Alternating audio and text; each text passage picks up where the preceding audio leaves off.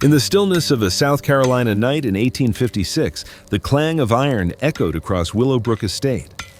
At first, it was just the sound of a blacksmith's hammer striking steel.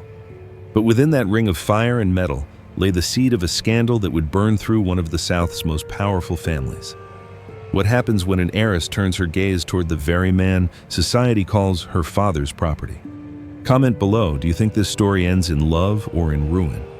The year was 1856, and the air around Willowbrook Estate carried the scent of cotton and smoke.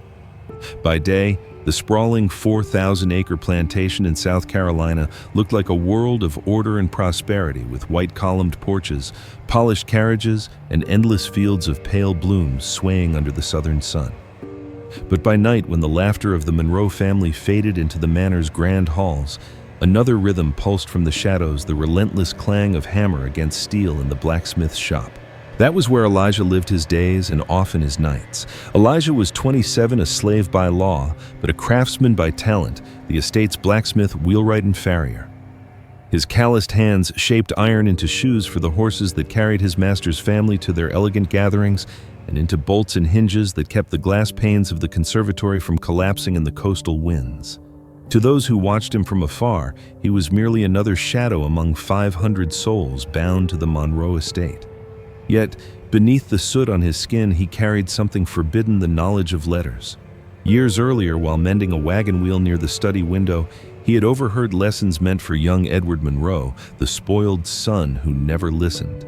Elijah had in silence absorbed them all. On his workbench lay a hammer with a cracked handle. The split wood ran deep, but had never broken a flaw he refused to replace. To him, it was more than a tool. It was a reminder that strength could endure even when the world tried to break it. Few noticed such things, but one pair of eyes did. Isabella Monroe, the 24-year-old daughter of Richard and Anne Monroe, was unlike any heiress the county expected her to be. Where her peers were groomed for soirees and marriage alliances, she preferred the damp air of the conservatory, sketching orchids, or bending over her new curiosity, a wooden box camera she had ordered from Philadelphia. She spoke of Latin names for plants, painted petals with delicate watercolors, and pressed flowers into notebooks filled with careful observations. But her gaze often drifted, curious and searching, toward the sounds that came from Elijah's hammer. Their first meeting was ordinary enough. A hinge had rusted loose on the conservatory's frame, threatening to bring down a pane of glass.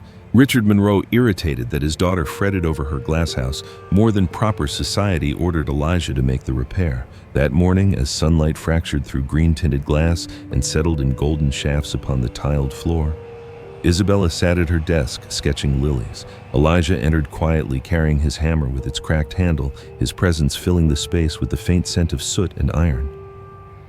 "Is it safe to work while you're in here, miss?" he asked, voice low, careful. She looked up from her sketchbook, studying not just his face, but the object in his hand. "That hammer is broken," she said matter-of-factly, her voice tinged with curiosity rather than reproach. "Not broken?" Elijah replied, sliding the wedge of iron into place. "Just cracked, still strong enough to do its work." The words lingered in the humid air, and Isabella's lips curved in the slightest smile. "I think I understand." She did not explain, but her eyes lingered on the hammer, as though it carried a meaning she had long been searching for. Over the weeks that followed, excuses multiplied. The pump in the conservatory would stick. The frame needed oil. A shutter came loose in the night winds. Each time Elijah was summoned, and each time Isabella found reason to speak with him beyond the matter at hand. She showed him her sketches, even once daring to lift the cloth over her box camera. "I want to capture the light as it touches the petals," she explained. "But yesterday I tried and the image blurred." She handed him the faded plate, barely an outline of what might have been a man standing by the window. Elijah studied it too long, realizing with a jolt that the blurred figure was himself. Their words danced carefully, at first bound by the walls of propriety, but gradually they grew bold. Isabella asked about poetry, quoting a line from Byron that no young lady should recite to a blacksmith. Elijah answered with fragments of Emerson words he had stolen in secret from books not meant for him. "Knowledge," he said, his hand tightening around the hammer's split handle, "is the one freedom no chain can take." She listened, her eyes reflecting more than curiosity. One afternoon, while a chestnut mare stamped restlessly nearby, Isabella, watched Elijah bend over the animal's hoof, his hand steady, his voice soothing as he filed the iron shoe into place. The horse calmed, and Isabella felt something in herself stir a recognition of gentleness in the man her world called less than human. But shadows lengthened with each meeting. Servants whispered about the time she spent in the conservatory. Her mother frowned at the smudges of soot on Isabella's skirts. And her father, Richard Monroe, began to mutter at supper that his daughter was distracted as though she had secrets better left unspoken. By then, the glass house had become more than a place of plants. It was a sanctuary of dangerous conversations where a crack in a hammer's handle could mean more than a flaw in wood, and where blurred images on glass plates captured truths that neither dared to voice. And yet beneath the beauty of roses and orchids, something darker was taking root, an affection that no law of the South would ever forgive. The summer sun pressed heavy upon Willowbrook, its glare bleaching the cotton fields to pale fire, yet inside the conservatory the air shimmered with damp warmth and the scent of orchids. Isabella Monroe sat at her work table, her slender fingers smudged with charcoal as she shaded the velvet fold of a hibiscus petal. Beside her rested the camera box she guarded as jealously as any southern belle might guard pearls. To her, it was more than a curiosity. It was a vessel to seize light, to trap fleeting moments that defied the rules of her society. And it was that device, almost innocently, that began to weave her fate closer to Elijah's. Elijah's presence in the conservatory had become routine, though no one dared to call it such aloud. Hinges' rusted bolts needed tightening, a pump sputtered. He always came when summoned, carrying his tools wrapped in rough cloth, his hammer with the cracked handle ever at his side. He worked in silence while Isabella sketched, yet silence had grown fragile. Words now slipped through the cracks as easily as light through the glass panes. On one such morning, Isabella set the camera upon its tripod, directing the lens toward the flowering vines that twisted across the conservatory walls. "Will you stand there a moment, Elijah?" she asked, gesturing toward the frame. "I want to test the focus." Her tone was airy, almost playful, but her gaze held an intensity that unsettled him. He obeyed, positioning himself by the trellis, the sunlight falling in broken patterns across his face. She adjusted the plate, then closed the shutter. When the image developed later, the outline was blurred but unmistakable, a tall figure, shoulders broad, hammer dangling from his hand like an emblem. She held the fragile glass to the light, and something within her shifted. The world would see only an indistinct smudge, but she saw proof of a forbidden presence preserved by science itself. She slid the plate into a drawer and locked it. Their conversations grew braver. Isabella spoke of Emerson's essays she had studied in Richmond, how they proclaimed the nobility of self-reliance. Elijah, wiping sweat from his brow, answered with a quiet conviction that startled her. "Nobility doesn't come from birth," he said, his voice steady despite the danger of such words. "It comes from how one shapes iron or life itself when the fire is hottest." His eyes met hers briefly, and she found herself unable to look away. One afternoon, the estate's prized stallion Argent threw a shoe in the pasture. Richard Monroe ordered Elijah to repair it at once. Isabella followed curiosity, pulling her beyond propriety. She watched as Elijah knelt beside the restless horse, his voice low and soothing as he worked the rasp against the iron. The animal stilled under his hands, trusting him. Isabella felt her breath catch. It was not strength that impressed her, but the gentleness of a man branded by her world as property. When Argent lifted his hoof obediently, Isabella whispered almost to herself, "How strange that chains should bind the kindest among us." Elijah glanced up, hearing more than she intended, but he said nothing. From that day forward, her visits to the conservatory seemed charged with hidden meaning. She began leaving books upon the work table, Byron Shelley volumes of natural philosophy. "I must consult these," she would say aloud, but always with a glance toward Elijah, who understood the invitation. When he returned the books, his fingers bore faint smudges of ink, proof of hours spent reading in secret by lamplight. The danger of discovery was constant. Literacy among slaves was a crime punished with lash or worse. Yet the exchange of words, more than the flowers or the glass, bound them together. Rumors began to stir among the household staff. Sarah, the cook, whose wisdom stretched across 3 decades of plantation life, narrowed her eyes when Isabella returned from the conservatory with a flush upon her cheeks. "Careful child," Sarah muttered when she caught Isabella lingering at the kitchen door. "Fire may warm the hands, but it burns the heart." Isabella pretended not to hear, but her hand trembled when she lifted her teacup. At supper, Anne Monroe remarked upon her daughter's distractions. "You spend too many hours with sketches and damp air," she chided. Society is watching Isabella. Thomas Clay has asked again when you will accept his invitation to dine. Richard Monroe's eyes narrowed at the mention of the young planter's son, his expression betraying his satisfaction at the match. Isabella bowed her head, but inside her heart recoiled. Later that night in the quiet conservatory where moonlight painted the floor in silver stripes, Isabella set her sketch aside. Elijah stood nearby, adjusting the bolts on the pump. She watched the way his hand rested on the cracked hammer, the way the flaw did not diminish its use. The words slipped out before she could stop them. Do you ever dream, Elijah, not of freedom in the abstract, but of shaping your own life as you shape iron? He paused, the rasp stilling in his hand. Every day, he admitted. And lately I dream of something I cannot name because naming it might destroy us both. For a heartbeat, the conservatory was silent, save for the hum of insects outside. Then Isabella stepped closer, her breath quickening. She reached out as though to touch his hand but stopped just short, her fingers trembling in the air between them. The space was electric, a chasm spanned by longing and fear. Her cheeks flushed as she pulled back, whispering, "I should not have asked." But the question had already bridged the distance between them. From that moment, the conservatory ceased to be merely a sanctuary of plants and study. It became a stage where two souls tested the boundaries of a society built on chains and silence. And as summer deepened, so too did the whispers of suspicion, tightening like iron bands around secrets that could not remain hidden forever. By the autumn of 1856, whispers had grown louder within Willowbrook. What had begun as casual curiosity about Isabella Monroe's endless hours in the conservatory now turned into uneasy speculation. Servants spoke in hushed tones. Overseers raised their brows, and Richard Monroe himself had begun to take notice.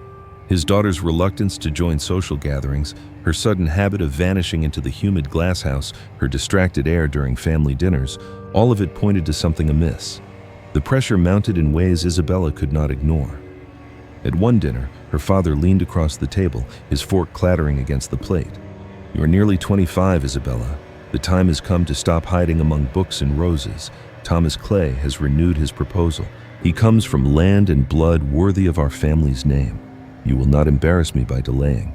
Thomas Clay, heir to the neighboring Clay estate, embodied everything Southern society celebrated and everything Isabella despised. His cruelty toward the enslaved was common knowledge, his arrogance worn like a badge.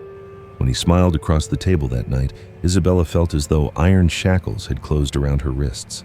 She forced a polite nod, but inside her heart hammered with defiance. Later that evening, she escaped into the conservatory, the only place where her thoughts could breathe. Elijah was already there, summoned earlier to repair the frame where rainwater had seeped in. He glanced up when she entered, his dark eyes searching her face. She did not wait for pleasantries.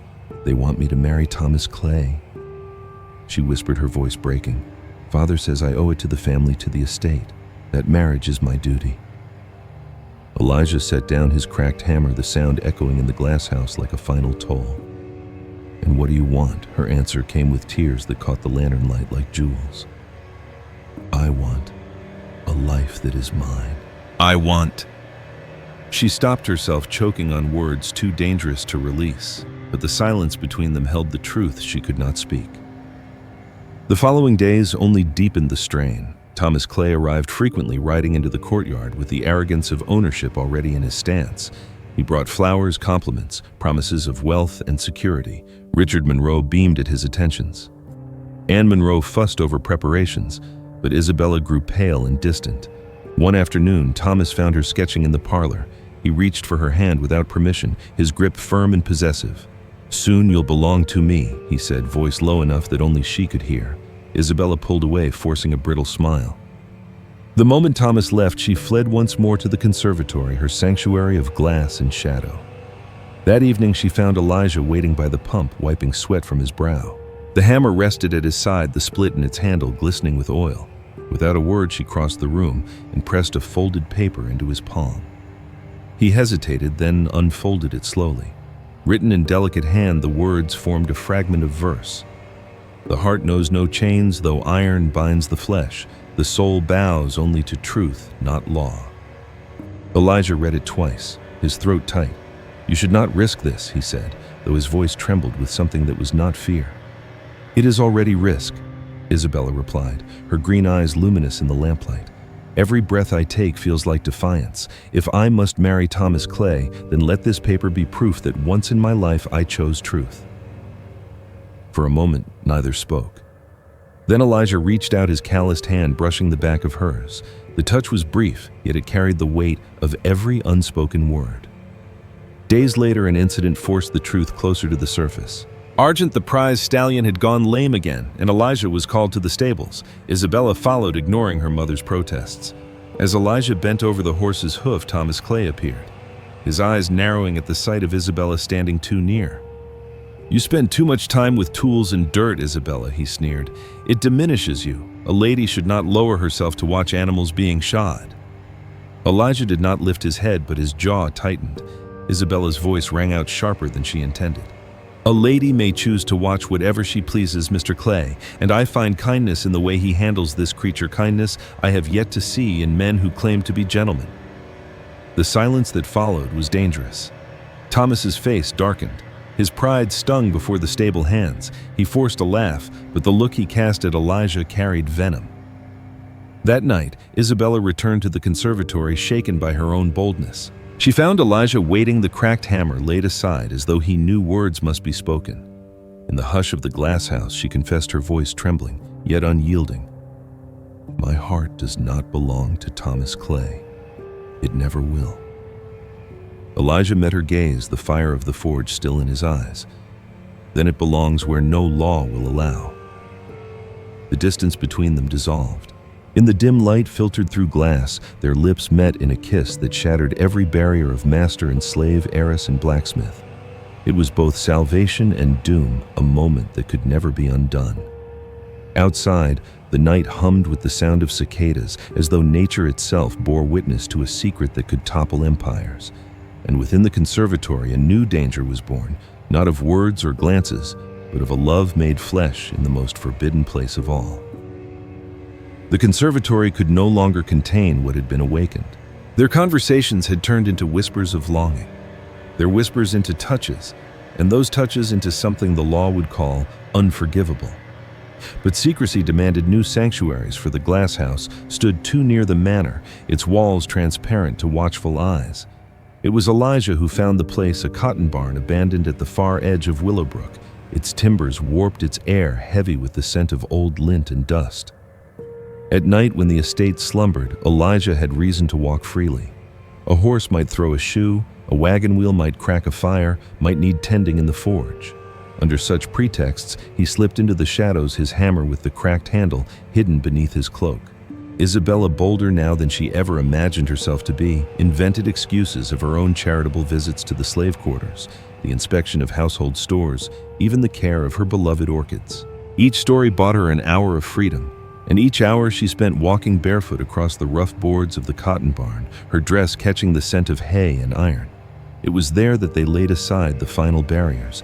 The first time, Isabella's hands trembled as she traced the scars on Elijah's arms, scars carved by years of forced labor at the forge. He flinched, but she pressed her lips to them, whispering, "No mark upon you could ever make you less." He answered with reverence, his touch careful, as though afraid she might vanish if he reached too firmly. The barn, with its sagging beams and rusted hooks, became a chapel of defiance where their vows were spoken without words. But the world outside pressed harder with each passing week. Isabella's thoughts, once filled with sketches and Latin names of plants, now circled endlessly around the life they shared in stolen hours. And then came the night she pressed her hand against her abdomen, pale with realization. "Elijah," she whispered in the barn's half-light, her voice both fearful and tender. "I think I carry your child." The words struck like a hammer upon anvil. For a moment, Elijah could not breathe. His gaze fell to the cracked handle resting near the hay, that symbol of endurance. But this was no longer endurance. It was peril incarnate. A child born of a Monroe heiress and a slave would be more than scandal. It would be an abomination in the eyes of their world, a death sentence for him, perhaps for her as well. "Are you certain?" he asked, though the truth already trembled in her eyes. "As certain as the rising sun," Isabella said softly. "My body changes, my courses are gone. This life within me is ours. Elijah turned away, his breath shaking. He imagined Richard Monroe's rage, Anne's shrill condemnations, Thomas Clay's vindictive laughter. He saw the gallows, the rope, the lash. He saw Isabella pale and alone, torn between loyalty to blood and to love. His fists clenched around nothing, for the hammer could not strike away a law written in chains. "They will kill me if they know," he said at last. His voice was hoarse, raw with terror. "Then they will never know." Isabella replied, her resolve fierce. "We will be clever. We will be careful. We will build a world outside these walls." She spoke of escape of northern territories, where mixed marriages might not be condemned, where a child could be born free. She spoke of money she had hidden away, jewels she could sell, plans whispered like prayers. Yet Elijah heard in her voice the fragility of dreams. He had seen men hunted like animals for far less. He had seen blood spilled for a whisper of freedom. His heart longed to believe her, but his mind whispered that their love was already a sentence written in fire. That night, as they lay in the hay, the roof above them trembling with autumn winds, Isabella clutched him tightly. "Whatever comes," she said, her tears falling into his chest, "remember that this child is love, not shame." Elijah kissed her hair, the scent of roses from her garden still lingering in the strands. Yet even as he held her, he felt the walls closing and the noose tightening. The cotton barn was no longer a sanctuary. It was a tomb waiting to be sealed. One night as they left their refuge, a streak of silver tore across the sky, a falling star burning against the dark. Isabella gasped, her hand gripping his. "A sign," she whispered. "Even heaven cannot deny us." Elijah stared at the fading trail, his jaw tight. "Or a warning," he murmured. The star vanished, swallowed by night, but its meaning hung between them like the crack in his hammer's handle, uncertain whether it signified survival or destruction. And as the winds turned colder and Isabella's secret grew within her, the fabric of their stolen world frayed. Suspicion sharpened in the manner whispers twisted into certainties, and the gaze of society turned toward Willowbrook with the hunger of wolves scenting blood. Winter settled over Willowbrook with a severity rare for South Carolina. Frost clung to the cotton fields like a shroud, and the estate's chimneys belched smoke as fires burned without pause. Yet no blaze could warm the cold dread that crept into Isabella's life. Each day her body betrayed her further, the secret within her growing harder to conceal beneath heavy gowns and carefully draped shawls. She painted her cheeks with rouge to disguise her pallor, yet her mother's eyes grew sharper, her father's questions more pointed. Anne Monroe, prim and polished, had become a hawk circling above her daughter. "Why do you hide in that conservatory?" she demanded one morning, her gaze lingering too long on Isabella's hands folded protectively across her midsection. "What is it you do there that consumes your hours while Thomas Clay waits for your reply?" "I tend to my studies," Isabella answered evenly, though her voice trembled. "The orchids will not bloom if left untended." Anne's lips thinned. "Orchids will not secure your future. A husband will. Richard grows impatient. He will not be defied." That evening, as Isabella sat silent at the dinner table, Richard Monroe spoke with his usual authority. "Clay will visit again on Sunday. I expect you to give him a final answer. Your time for childish hesitation is over." His words rang like a decree carved in stone, but Isabella had already chosen. Not Thomas Clay, not duty, not obedience. She had chosen Elijah, and with him the peril of a love outlawed. In the cotton barn, the air thick with dust and the scent of old hay, she confided the latest pressure. Elijah listened, his shoulders rigid, his hammer lying idle beside him. "They'll force you," he said grimly. "And if Clay suspects," he broke off, unwilling to finish the thought. "I will not be forced," Isabella whispered, fire flashing in her eyes. "I would sooner confess the truth to the world." Elijah shook his head. Fear etched into every line of his face. Confession would be my death. Yet the choice was narrowing. Sarah, the cook, who had long watched over Isabella with quiet concern, approached Elijah one night near the forge. The orange glow lit her lined face, and her voice carried a warning as sharp as the hiss of steam. "Master Richard suspects. He watches you. The talk in the quarters says he means to question every man to beat the truth out if he must. You've got to be careful. If he finds even a whisper linking you to her..." She let the words trail off, but the meaning was clear. Elijah nodded, his chest heavy with dread. And what of her? Sarah's eyes softened. "That child she carries will be her undoing. Protect her if you can, but remember they'll show no mercy to either of you." The next morning, Richard's suspicions flared into confrontation. Isabella had leaned too near the window at breakfast, the morning sun casting a cruel silhouette of her form. Richard's gaze sharpened, his knife clattering against the plate. "Come to my study," he ordered. "Now!" Anne followed, her face pale with dawning horror. From the dining hall, Elijah overheard the muffled storm that followed the father's rage, the mother's sobs. Isabella's voice raised in trembling defiance. He could not catch every word, but one phrase sliced through the walls. "I will not marry him. My heart belongs elsewhere." The walls of Willowbrook shivered with the scandal about to break. Servants whispered in corridors, field hands exchanged knowing glances. By dusk, rumor had raced from the manor to the farthest cabin. The heiress carried a secret too dangerous to speak aloud. That night, Isabella found her way to the cotton barn once more, her face pale, her hands shaking. Elijah caught her as she stumbled against him. "They know," she whispered, "or at least they suspect. Father demanded the name. I refused. Tomorrow he will begin questioning everyone." Elijah felt the floor tilt beneath him as though the earth itself betrayed him. "If he does, it won't take long before they come to me. Flight may be my only chance." "No," Isabella cried, gripping his shirt. "I will not let you leave me. Not now. Not when we carry life together." Her words pierced him deeper than any chain. He pulled her close, the scent of roses and soot mingling in the freezing air. Yet even as he held her, he knew the storm had gathered too much strength to be stopped.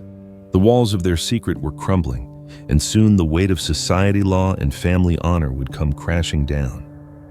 Outside, the wind howled through the barren fields like hounds loosed for the hunt, and within the barn, two lovers clung to each other as if sheer will could hold back the inevitable dawn. Morning broke with a brittle clarity, sunlight spilling across Willowbrook like judgment. Richard Monroe strode onto the front porch, his cane striking against the wood with the rhythm of command. Before him, the enslaved men of the estate stood in uneasy lines, their faces taut with fear. Overseers lingered nearby with whips coiled in their hands. The interrogation had begun. Inside the manor, Isabella watched through lace curtains, her hands pressed to her swollen belly. Anne hovered behind her, wringing a handkerchief, whispering, "Do not disgrace us further. Tell your father what he needs to know, and perhaps he'll forgive your folly." But Isabella's jaw was set. "This is not folly," she murmured. "This is truth." Richard's voice boomed across the courtyard. "One of you has defiled my house. My daughter carries shame, and I will have the name of the guilty animal who dared touch her." His words cracked like musket fire.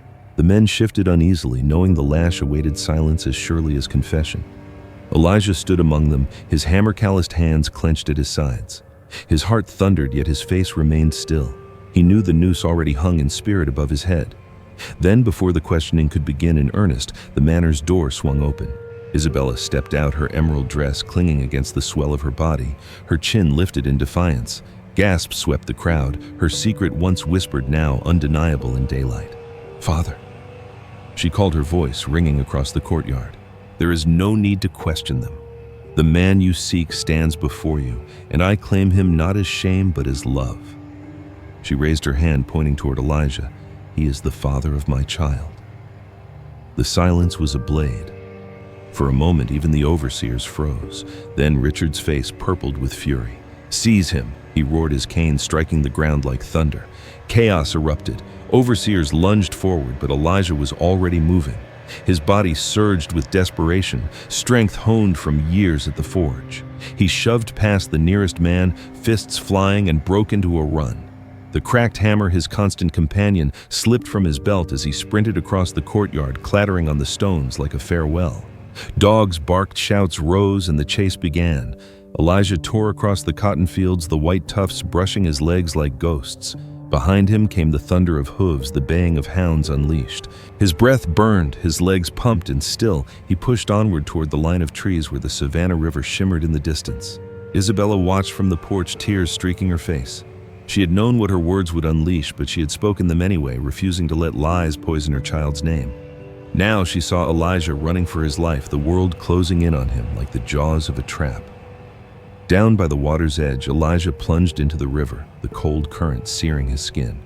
He swam with every ounce of strength, each stroke carrying him further from Willowbrook, further from Isabella, further from everything but the dream of survival. Behind him, the dogs bayed at the shoreline, their cries echoing like the wrath of heaven itself. On the porch, Richard Monroe's fury shook the very air. "She has damned us all," he spat, gripping his wife's arm. Anne wept silently, torn between rage and despair. Isabella stood tall despite her trembling, her eyes locked on the horizon where Elijah's figure vanished into mist. "No, Father," she whispered. "I have saved what is true." The overseers pulled back their hunt, defeated by the current, but Richard's rage did not abate. "You are no daughter of mine," he hissed, dragging Isabella back into the manor. Yet even as he confined her to her chamber, guards posted at the door, Isabella smiled faintly through her tears. Her truth was out. The world could strip her of freedom, of family, of comfort, but it could not unmake what she had declared. Meanwhile, Elijah clung to the opposite bank, gasping for breath, the river's chill gnawing at his bones. He staggered into the woods, every step uncertain, every shadow a threat. He knew hounds and hunters would follow, knew Richard's reach stretched far. But for the first time, he also knew he had been claimed not as property, not as shame, but as beloved. The river ran on behind him, carrying the echoes of a broken hammer and a vow spoken before all. Ahead lay only danger and exile, but in his chest burned a fragile, impossible hope. And back at Willowbrook, Isabella touched her belly with trembling hands, whispering to the life within, "You will know that you were born of love, not fear, but love." In the South of 1856 was war, and the battle had only just begun. The scandal at Willowbrook spread faster than fire in drought-stricken fields. By the end of the week, whispers had crossed every parlor and plantation. Within 50 miles, the Monroe heiress had confessed before slaves and masters alike that she carried the child of a blacksmith. Some told the tale with gasps of horror, others with hushed fascination, but all agreed it was the greatest disgrace South Carolina society had seen in decades. Richard Monroe's fury turned cold and calculating. To kill Isabella would mean killing his own blood, and to disown her openly would mean admitting her shame to the entire aristocracy. So he devised another punishment, one that could erase her from the public eye. "We will send her away," he told Anne one night, his voice clipped and bitter. "She and the child will vanish. Let them rot in the islands where no one of consequence will see." By December, Isabella had given birth. In the dim chamber where she was kept, she cradled a baby girl with skin the color of warm café au lait, curls glinting like copper in sunlight. The child's eyes, startlingly green like Isabella's own, opened to the world with innocent curiosity. "Grace," Isabella whispered. "Your name will be Grace, for you are proof that love survives even chains." Anne wept quietly at the sight, torn between maternal affection and social ruin. Richard refused to enter the room at all. For him, the child was not a blessing but a brand of dishonor. Within weeks, arrangements were made. Isabella, her infant daughter, and a handful of trunks were placed aboard a ship bound for Jamaica, far from Charleston's gossips and the prying eyes of Southern elites. The journey was long and punishing. Salt air chafed Isabella's skin, and Grace cried through nights of pitching waves. Yet amid hardship, there was freedom of a kind. No watchful overseers, no Thomas Clay prowling at her door. Instead, the endless sea stretched wide, and Isabella imagined Elijah somewhere beyond the horizon, still running, still breathing. She pressed Grace to her breast and whispered stories of a man who shaped iron with his hands, but shaped her heart with his gentleness. In Kingston, exile became life, with the small inheritance her mother had secretly passed into her trunks. Silver combs, heirloom jewelry, a few hidden coins, Isabella rented a modest house on the edge of town. She refused offers to conceal her identity or to fabricate lies about Grace's parentage. Instead, she introduced her daughter, proudly declaring, "She is mine, and she was born of love."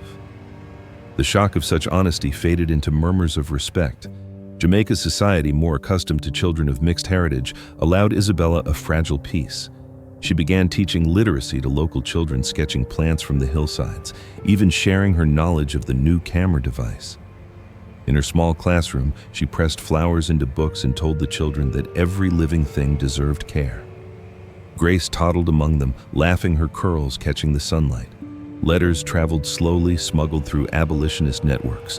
One written in Elijah's rough but careful hand reached Isabella months later. "I live in the north now, working iron for the railroads. I have not seen your face since the day by the river, but I dream of you each night. Tell our child that her father forged more than chains, that he forged hope."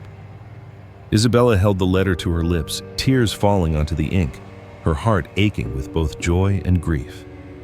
But exile carried its own toll. The tropics wore on Isabella's health. Fever swept through Kingston in the summer of 1862. And though she fought valiantly, her body weakened. On her final evening, she lay upon a simple cot, Grace's small hand in hers. "Remember," she whispered, her voice a ghost of its former strength, "you are born of love, not shame. Your father's strength lives in you. Carry it always." Her last breath carried Elijah's name. Grace grew under the care of those who loved Isabella. She inherited her mother's intelligence and her father's determination, becoming a teacher in her own right. She spoke openly of her heritage, unashamed of the scandal that had birthed her. "Love," she would tell her students, "is stronger than law, stronger than chains." Back in America, Elijah never saw Isabella again, but he carried her final letter folded in his pocket until the day he died in Pennsylvania, beside the tiny shoes Grace had once worn. In those objects, he held the only remnants of a life stolen by society's hatred, yet redeemed by truth. The story of Isabella Monroe and Elijah the blacksmith lingered long after their deaths. Some whispered it as a cautionary tale, others as a legend of defiance. But in the Caribbean, children grew up learning from Grace that boundaries of race and station were nothing but iron waiting to be broken. And so the hammer with the cracked handle, once a symbol of endurance, passed into memory not as a tool of bondage, but as a reminder that even flawed things can shape destiny. In the years after Isabella's death, the story of Willowbrook's fallen heiress drifted like smoke across oceans. In the South, it was whispered in drawing rooms as a scandal best forgotten, while in the North, it spread through abolitionist circles as proof that love could expose the cruelty of chains. But for Elijah, it was no story. It was a wound that never closed. By 1863, he had made his way into Pennsylvania, carving out a life as a fugitive who carried no chains but bore the weight of exile. He worked the railroads, hammering iron spikes into ties, the rhythm of his labor echoing the forge he had once tended at Willowbrook. Each strike brought back the memory of a conservatory filled with orchids, of a woman who had seen his soul through soot and scars. At night, he unfolded Isabella's last letter. The ink faded, but the words alive, and beside it lay the tiny pair of shoes Grace had worn as an infant, objects more precious than freedom itself. He never remarried. Some said he laughed too little, smiled too rarely, his heart buried with the woman he could not save. But those who worked alongside him knew a different truth, that when Elijah lifted his hammer, his strength came not from bitterness, but from memory. Every blow, he once told a fellow laborer, is for the life they tried to take from us, and for the love they could never kill. Meanwhile, in Jamaica, Grace grew into the vision her mother had foretold. She was bright, resilient, and unafraid to speak of the scandal that had shaped her birth. Where others whispered shame, she declared heritage. Where others saw boundaries, she taught possibility. She became an educator, opening a small school for children of mixed ancestry, those society often discarded. With each lesson in reading, each pressed flower slipped into a notebook, she carried her mother's tenderness and her father's resolve. By the time the Civil War ended in America, Grace was a young woman. News traveled slowly. But when she heard whispers that slavery had been abolished, she wept not only for the millions freed, but for the man she imagined still somewhere in the North, carrying a cracked hammer and her mother's memory. She never saw Elijah yet. She grew up knowing him through Isabella's stories, carried faithfully from lips to lullabies. In 1878, Elijah's body finally yielded to years of toil. He died in a modest room in Pennsylvania, alone save for the relics of his past. Beside his bed lay Isabella's letter, folded so many times the edges had frayed, and Grace's tiny shoes worn soft by decades of touch. Those who found him said he looked peaceful, as though in his final moments he had crossed a river wider than the savannah into arms that had waited years beyond counting. The tale of Isabella and Elijah did not die with them. It lingered in the cracks of Southern society, an unspoken challenge to the myths of purity and control. It lived in the Caribbean, where Grace carried her mother's defiance into classrooms filled with children told they had no worth. And it lives still in every echo of iron striking steel, in every image blurred yet undeniable, in every whisper that love can bloom, even in poisoned soil. Perhaps the cracked hammer was lost, rusted away in the fields of Willowbrook. Perhaps the glass plate that once captured Elijah's blurred figure shattered long ago. But their symbols remain, a hammer that endured despite its fracture, a photograph that preserved a forbidden presence, a child named Grace who turned shame into light. Some stories are erased by time, buried beneath silence. Others survive because they refuse to die. This is one of the latter, is one of the... So I leave the question to you, was theirs a triumph or only tragedy disguised as love? Did they break the chains or merely bear them differently? Comment what you believe, and if you want more forgotten histories like this, subscribe so their voices are never lost again.